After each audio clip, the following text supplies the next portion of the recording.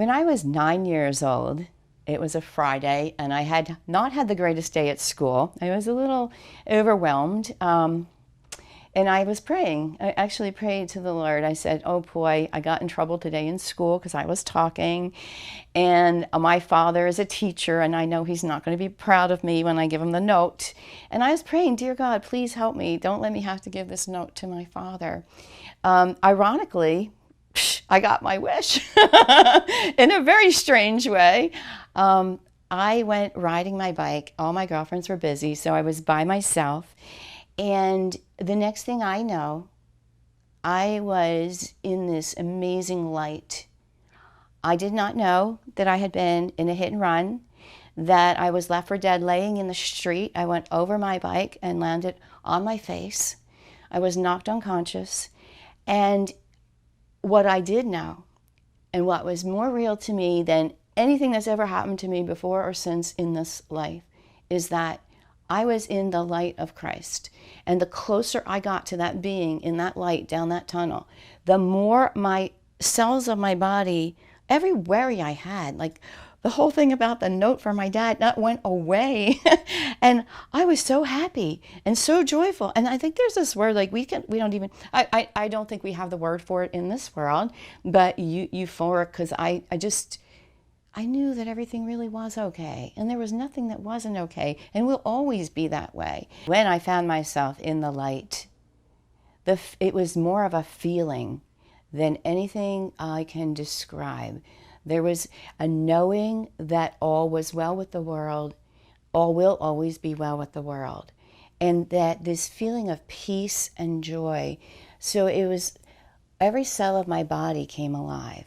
And instead of feeling like a weighted person, a weighted human being, I was lighter and lighter, and I was floating.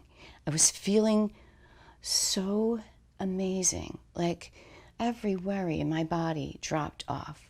And there were a lot of worries for a 9-year-old. It just left me. And I knew that the closer I got to this being that was surrounded by this light that I was headed towards, this being was this bright white, I'm going to say person, but I hadn't yet seen the face, and I was headed towards seeing it, surrounded by the golden light. So the white is what I was headed towards in the middle. And as I was going towards it, it just, everything stopped. And the way I'm going to say this is, I know that when we are sent here, we know all this information. And then when we get here, we don't get to remember all this information. But a lot of us are now being called back and being reminded in that light of what role we are to play here. And it's not like you get a script. You don't get the script. You get bits and pieces of memory, and you get forever guided to stay on this path of what you promised to do. And this is I'm going to say like it's, your cells are reinitiated. And I think they're even saying now that the near-death experiencers, which this is now termed, their DNA has changed. It changes. I felt it change. We get lighter. We're lighter on purpose for the job that we are here to do. So everyone's job is different, in terms of what you promised and what your soul needs here. It's all different. And so what you're given as gifts will vary from person to person. But the experience of being reminded, there's a lot of similarities that are happening.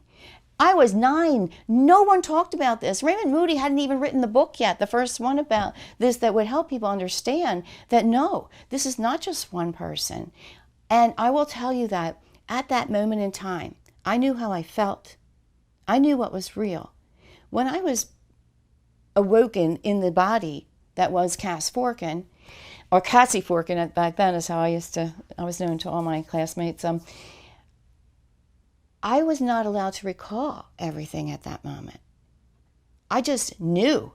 So when you know and you come across people, sometimes I'll meet somebody on the street and I'll just start hugging them because I know they're all part of this and they know I am. And we don't even know what that means, but it is true. It is the truth. So that's my experience. I had just turned 9. I was in 4th grade. It was 1970. No one talked about any kind of experience like this. There was no term for it.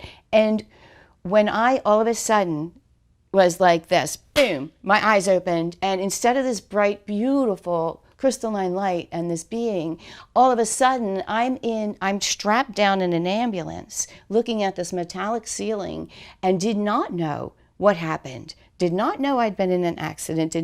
All I knew was I went from this land of beauty and peace to this feeling of being in pain and not knowing what was going on. I couldn't move, and I started screaming.